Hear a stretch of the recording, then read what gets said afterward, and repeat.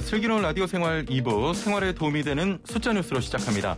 먼저 첫 번째 숫자는 171입니다. 문재인 대통령이 한미 정상회담 등 3박 5일간의 방미 일정을 마치고 어젯밤 귀국했습니다. 한미 정상은 지난 21일 백악관에서 171분 동안 정상회담을 갖고 한반도 현안 공조, 코로나 백신과 신산업 분야 협력 방안 등을 담은 공동 성명을 채택했습니다. 보건복지부는 어제 한미 정상회담 및 양국 보건장관 회담 결과와 관련한 브리핑을 열고 양국이 한미 글로벌 백신 파트너십 구축에 합의했다고 밝혔는데요. 한미는 백신 생산과 연구 분야에서 총 4건의 MOU도 체결했습니다. 전문가는 이번 MOU 체결을 통해 국내 백신 도입의 속도를 낼 수 있다고 전망했습니다.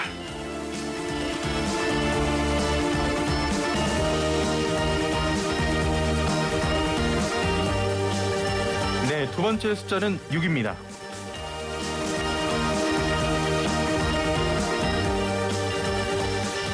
현행 사회적 거리 두기와 5인 이상 사적 모임 금지 조치가 다음 달 13일까지 3주간 더 연장됩니다. 이로써 현행 거리 두기는 2월 15일부터 6차례 연장된 것인데요. 한편 현재 전남과 경북 등 14개 시군 지역은 사회적 거리 두기 개편안을 시범 적용 중입니다. 문제가 발생하지 않는다면 7월부터는 이 새로운 체계의 거리 두기가 적용될 것으로 보입니다.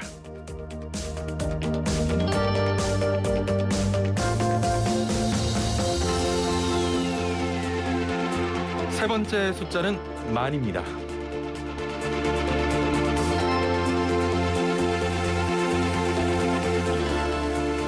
오늘부터 배달앱을 통해 2만 원 이상 주문 결제하면 외식비 만 원을 환급받을 수 있습니다. 농림축산식품부는 코로나19 방역 상황을 고려해 배달앱을 활용한 비대면 외식 할인 지원을 시행한다고 밝혔는데요.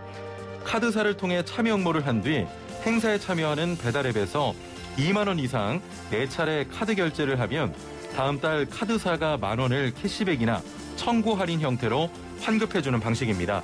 자세한 사항은 농림축산식품부 홈페이지를 참고하시길 바랍니다.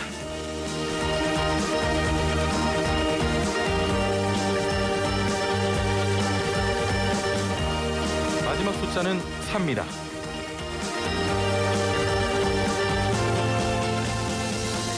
방탄소년단이 빌보드 뮤직 어워드에서 4관왕에 올랐습니다. SNS를 통해 이뤄진 사전 시상에서 톱 소셜 아티스트, 톱 듀오 그룹, 톱송 세일즈 아티스트 부문에 이어서 오늘 오전 미국 로스앤젤레스에서 열린 본 시상식에서 톱셀링송을 수상한 것인데요. 이 부분에서 한국 가수가 수상한 것은 최초입니다. 한편 방탄소년단은 21일 신곡 버터를 발매했죠.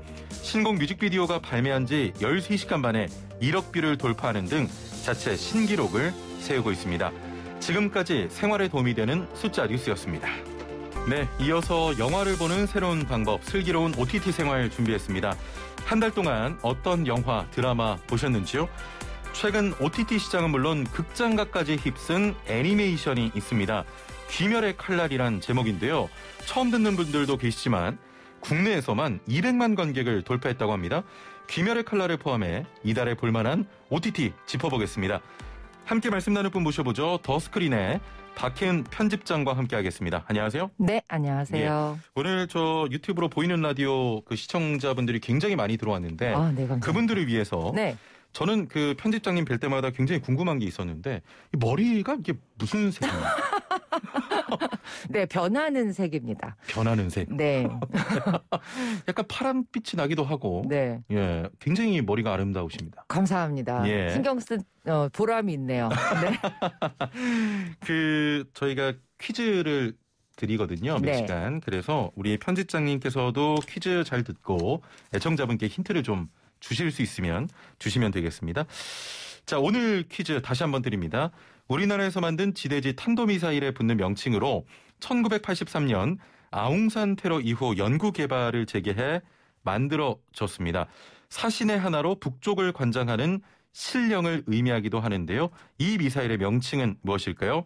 1번 현무, 2번 순무, 3번 한무, 예, 그 선생님, 4번 김수한무 두루미와 거북이. 예, 이게 제가 노래를 알고 있는데 잘 모르겠어요. 김수한무 두루미 거북 삼청 김수한무 이렇게 하는 거죠. 네. 아, 감사합니다. 예, 정답 아시는 분은 네. 단문 50원, 장문 100원의 유료 문자 샵 0945번 또 유튜브 댓글창, 애플리케이션 댓글창 활용하시면 되겠습니다. 예, 편집장님 혹시 힌트가 좀 가능하실까요? 네, 우리 아나운서님께서 그 보기를 내시면서 땀을 흘리시는 것 같지 않은 그 보기를 짚어주시면 될 것 같습니다. 다른 보기들을 말씀하실 때 이렇게 땀 흘리시는 게 보이세요. 그래요? 네. 알겠습니다. 힌트 감사드리고요. 귀멸의 칼날 애니메이션인데 올해 초 그 설에 볼만한 OTT 작품 추천해 주실 때 함께 좀 이야기 나눠봤던 그런 작품입니다. 네. 그때 흥행이 지금까지 이어진 겁니까? 네, 맞습니다. 예. 무려 4개월 동안 장기 흥행을 예. 이어가고 있는 작품이고요. 예. 지금 말씀하셨던 것처럼 극장판이 무려 극장에서 200만 관객을 돌파했는데요. 예. 정말 그 상상도 못한 숫자라고 말씀드릴 수 있어요. 왜냐하면 이 당시에 굉장히 극장으로 향하는 관객 발길이 뚝 끊겨 있는 상태였는데 귀멸의 칼날이 장기적으로 좀 소수지만 마니아 팬들을 공략하는 영화는 분명 극장에서 흥행에 성공할 수 있다는 어떤 선례를 확실히 남겨준 것 같습니다.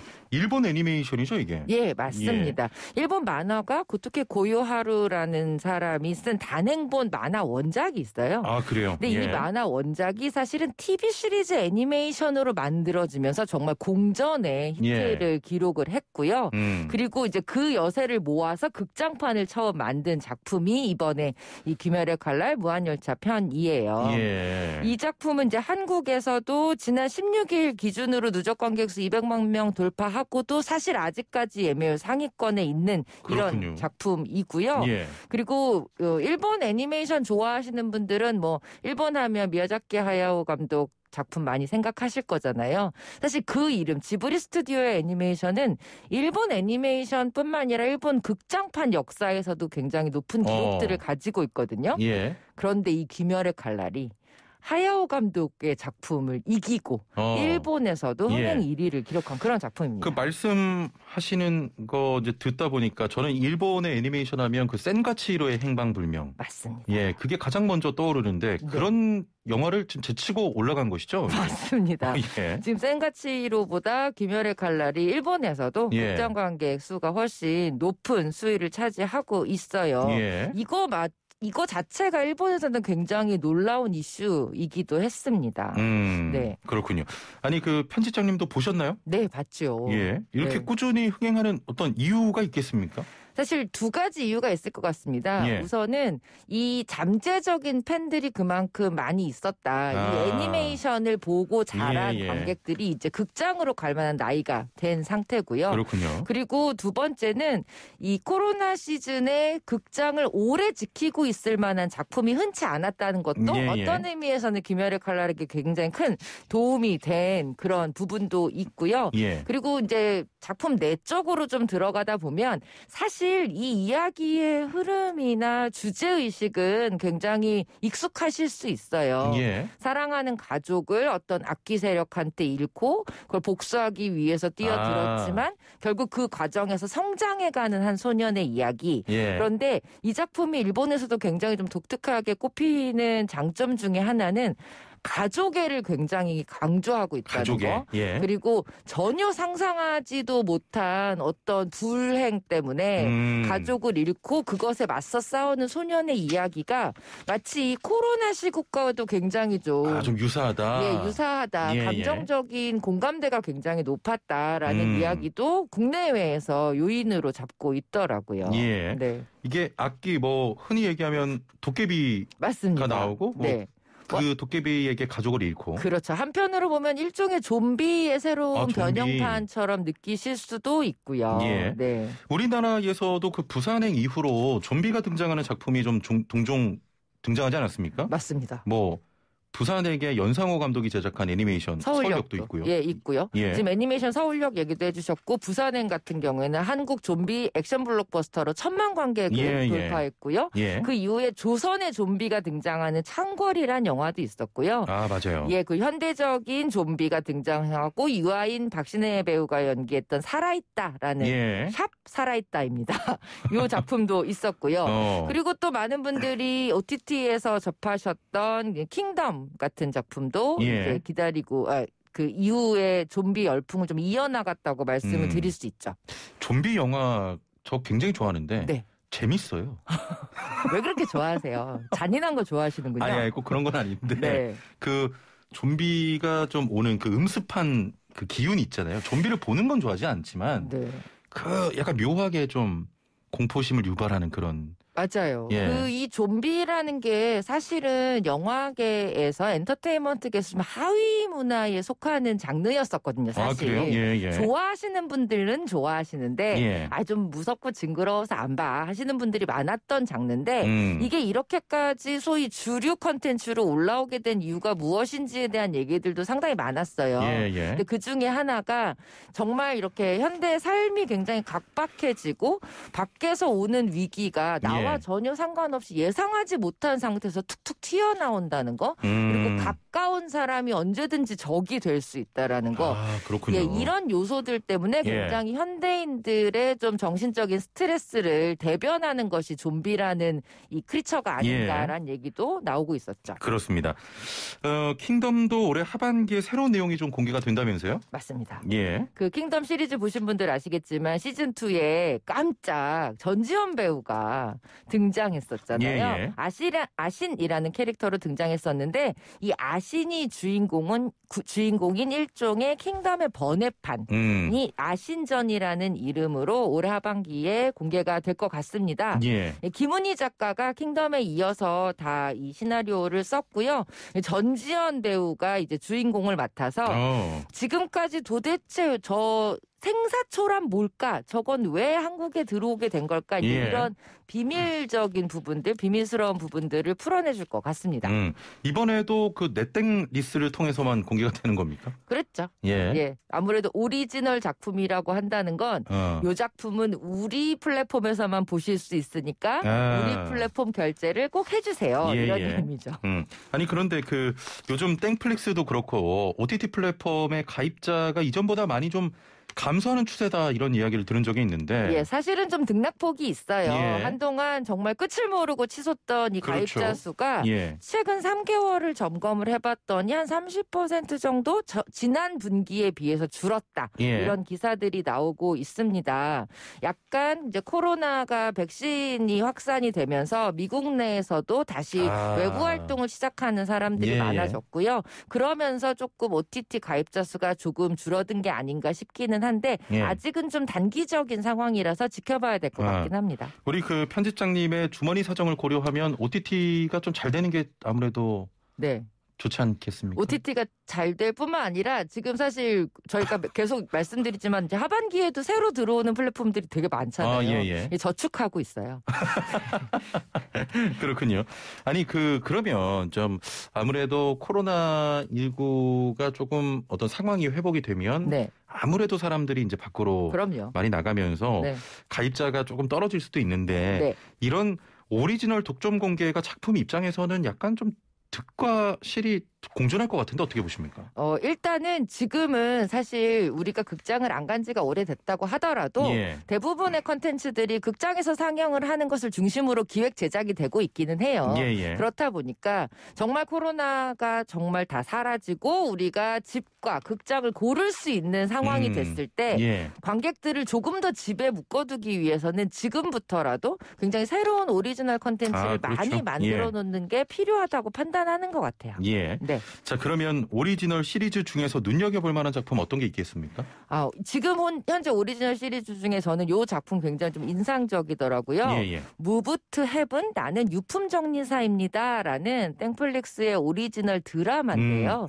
이 작품을 왜 추천드리냐면 유품 정리사라는 최근에 우리 현대사회의 어떤 시대상을 반영한 새로운 주인공들이 나오는 드라마라는 점. 참신한데? 그러니까 그러니까 1인 1인 가구들이 굉장히 많아지면서 다양한 이유로 자신의 마지막 짐을 정리하지 못하는 사람들의 사연들이 나오잖아요. 예. 뭐 여러 가지 사고든 고독사든 이런 문제들에 접했을 때 그 고인의 집을 마지막으로 이삿짐을 정리해주고 그 유품을 가족들에게 전해주는 일을 맡은 유품정리사라는 이 직업을 가진 사람들의 이야기예요. 예. 그렇다 보니 매회 우리 사회가 사실 뉴스에서 봤던 좀 가슴 아픈 이야기들을 조금 더 공감대 있는 드라마로 접하실 수도 있고요. 예. 그리고 늘 살면서 그 생각을 하는 건 전 좋은 것 같아요. 나의 마지막은 어떤 모습이었으면 좋을까라는 생각을 하면 오늘의 삶을 조금 더 알차게 살 수 있을 것 같더라고요. 그렇네요. 네. 아니, 갑자기 OTT 얘기하다가 네. 뭔가 삶의 어떤 그런 게 온 것 같아요. 이게 영화 드라마의 장점이에요. 예. 네. 혹시 뭐 편집장님도 그런 생각 해보신 적 있습니까? 삶의 마지막엔 내가 어떤 모습이었으면 좋겠다. 저는 이 작품을 보면서도 좀 생각했었는데 예. 유언장을 꼭 써놔야겠다 이런 생각을 유언장. 하기는 했어요. 예. 누구에게 어떤 것들을 주고 싶은 마음들을 준다. 그리고 마지막으로는 이 드라마의 가장 큰 메시지가 그거예요. 예. 지금 내 옆에 있는 사람한테 하고 싶은 얘기가 있으면 꼭 하시라는 거죠. 갑자기 좀 감동적입니다.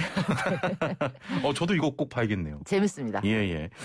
자, 최근 윤여정 배우가 오스카 수상한 이후에 좀 이전 작품들이 회자가 되고 있거든요. 네. OTT 플랫폼을 통해서 특별점을 또 관람할 수 있다면서요? 네, 안 뛰어들 리가 없습니다. 그렇죠. 사실 윤여정 선생이 상을 받을 때 예. 아카데미 시상식에서도 고 김기영 감독의 이야기를 언급했잖아요. 사실은 그 2년 전에 봉준호 감독이 칸 영화제에서 상을 받을 때도 자신을 영화 감독으로 만드는데 큰 영감을 준 고 김기영 감독의 이야기를 했었어요. 예. 요새 OTT 어떤 채널이든 사실 윤여정 특별전을 진행하고 있다라고 해도 과언이 아닌데 그 중에서 하나 꼭 챙겨보실 작품을 저는 선택한다면 고 김기영 감독의 윤여정 배우 주연작인 화녀라는 작품 1971년 영화예요. 아, 예. 무려 50년 전 영화지만 굉장히 현대적이다. 그리고 그 당시의 시대상을 그야말로 압도적으로 풀어냈구나. 왜 한국 영화계의 최고 배우 감독들이 그에게 존경과 영광을 바치는지 분명히 확인하실 수 있을 거예요. 예. 1971년작이면 정말 오래전 영화고요. 예. 제목이 다시 한 번만. 화녀입니다. 화녀요. 예. 화녀. 좀 어떤 내용입니까, 이거? 이 작품은 예. 이제 서울에 그 직업을 얻기 위해서 상경한 명자라는 여인이 겪게 되는 도시 잔혹사라고 말씀드릴 수 있어요. 예. 그러니까 부잣집에 가정일을 도와주기 위해서 취직을 했다가 그 집에서 아이를 갖게 되고 또 아이를 잃게 되고 그러면서 자신의 복수를 하게 되는 내용인데요. 예. 잠깐만 말씀드리자면 김기영 감독님이 1960년에 그러니까 하녀, 메이드라는 제목의 영화를 만들었어요. 예. 그리고 10년 뒤에 자신의 작품을 스스로 리메이크하면서 화녀라는 작품을 만들었고요. 예. 또 이 하녀가 다시 이후에 임상수 감독이 만든 하녀, 전도연 배우가 그렇죠. 그 작품으로 이어지는 역사를 가지고 있습니다. 예. 게다가 임상수 감독의 하녀에는 또 윤여정 배우가 그렇죠. 나이 든 하녀로 출연을 하잖아요. 재밌네요. 예, 이런 흐름을 가지고 세 편 다 보시면 저는 추천드립니다. 예, 저도 오늘 추천해 주신 작품은 꼭 봐야겠습니다. 감사합니다. 무브 투 헤븐인가요? 네, 무브 투 헤븐. 그것과 화녀. 네. 예. 무브 투 헤븐 많이 우실 수 있습니다. 제가 좀 눈물이 많아서. 네. 그러면 영화 보고 잘 웁니다, 제가. 손수건 꼭 이렇게 쥐고 보시면서 약간 정화의 카타르시스를 느끼실 수 있을 거예요. 예, 알겠습니다. 어제는 또 각종 영화 채널에서 OTT는 아닙니다만 윤여정 배우의 작품 많이 하는데 네. 어제 저녁에 장수상회란 영화를 보셨군요. 하더라고요. 마음이 네. 굉장히 좀 뭉클했던. 맞습니다. 그런 영화였습니다. 윤여정 배우 정말 다양한 작품에서 늘 도전하시는 모습이 항상 존경스럽습니다. 예. 네. 전에는 소규모 상영관에서 이런 특별전을 진행되는 걸 자주 봤는데 이제는 이런 이벤트도 OTT에서 진행이 됩니다. 영화를 즐기는 플랫폼이 좀 많이 변했다 이렇게 봐야겠죠? 더 다양해진 플랫폼을 가졌다라고 생각하셔도 좋을 것 같다는 생각이 듭니다. 예. 플랫폼이 많이 좀 변하고 있습니다. 예전에도 한번 이런 질문 드린 것 같은데 OTT를 볼 때 조금 더 재밌게 볼 수 있는 방법 좀 오랜만에 소개해 주시면 어떤 게 있을까요? OTT를 보실 때 보통 이제 나에게 맞는 추천작들을 메인에 올려주는 경우도 많고 예. 이제 신작들을 골라주시는 경우도 많잖아요. 그런데 은근히 따져보면 이렇게 옛날 영화들 숨어있는 옛날 영화들이 굉장히 많아요. OTT에. 예. 그럴 때는 본인이 좋아하는 배우 이름 한번 검색해보세요. 배우를. 예, 그래서 그 배우의 초기작이 있다면 옛날 영화들을 한번 찾아보는 재미도 충분히 즐겁게 즐기실 수 있을 겁니다. 예. 편집장님이 또 추천할 만한 좀 드라마 같은 건 없습니까? 요새 그 OTT 프로그램 중에서요. 예. 요새 OTT 프로그램 중에서 사실은 그 해외 드라마 중에 슈퍼히어로를 굉장히 좀 비꼰 드라마들이 많이 등장을 하고 있어요. 비꼰 드라마요? 네, 그러니까 우리가 슈퍼히어로 하면 뻔하게 생각하는 정의롭고 우리를 지켜주는 그런 인물이다라는 어떤 정설에서 벗어나서 사실은 슈퍼히어로도 우리처럼 굉장히 피곤하고 짜증나고 현실 살기 되게 고단하다 이런 생각을 하는 슈퍼히어로들이 나오는 작품들이 아마존, 넷플릭스, 땡차 이런 다양한 플랫폼에 하나씩 숨어 있거든요. 아까 말씀하셨잖아요. 검색창에 슈퍼히어로 한번 쳐보시고 지금까지 우리가 극장에서 보지 않았던 슈퍼히어로들의 이름이 나온다면 그 작품을 찾아보셔도 저는 추천드립니다. 예, 알겠습니다. 자, 오늘 말씀은 여기까지 듣겠습니다. 감사합니다. 네, 고맙습니다. 네, 지금까지 더스크린의 박혜은 편집장과 함께했습니다. 예, 오늘 상식 퀴즈 많은 분들 참여하셨는데요. 우리나라에서 만든 지대지 탄도미사일에 붙는 명칭으로 1983년 아웅산 테러 이후 연구개발을 재개해 만들어졌습니다. 사신의 하나로 북쪽을 관장하는 신령을 의미하기도 하는 이 미사일의 명칭은 무엇일까요? 정답은 1번 현무였습니다. 6118번님 1번 현무 하면서 우리 국방에 자긍심을 가집니다라고 하셨네요. 예, 저도 오늘 1부에서 좀 자긍심 뿜뿜이었습니다.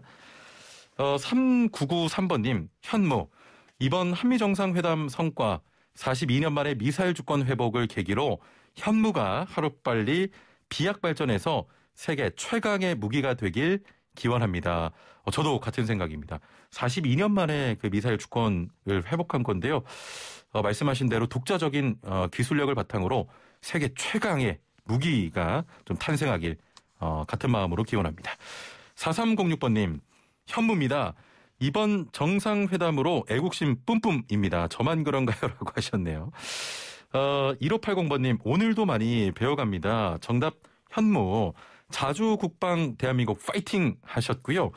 8952번님 정답 현무요. 이번 회담 성과로 우리도 이제 중국, 일본까지 견제할 수 있는 군사 강국이 되겠네요. 누굴 공격하기 위함이 아니라 자국민을 지키고 평화를 수호하기 위한 힘 뿌듯합니다 하셨는데 같은 마음입니다. 오늘은 일부 들으시고 좀 뭐랄까요. 미사일 주권 회복에 대해서 굉장히 또 긍정적으로 생각하시는 분들, 애국심 뿜뿜이신 분들 굉장히 많으신 것 같습니다. 6197번님 드디어 미사일 주권을 회복했네요. 오래 걸렸지만 이제야 국격을 갖춰 나가는 것 같습니다. 라고 하셨습니다. 참여해 주신 분들 모두 감사드리고요. 정답자 중 추첨을 통해서 저희 제작진이 연락을 드립니다. 이후에 또 선물 발송해 드리도록 하겠습니다. 자, 그 마지막 곡은 신스타의 발사란 노래인데요. 노래 틀면 바로 그 멘트가 나온대요. 오늘 미사일 주권 회복을 기념하면서 준비했습니다. 자, 메이드 인 코리아 토종 미사일. 발사. 네, 내일 뵙겠습니다. 최영진이었습니다. 고맙습니다.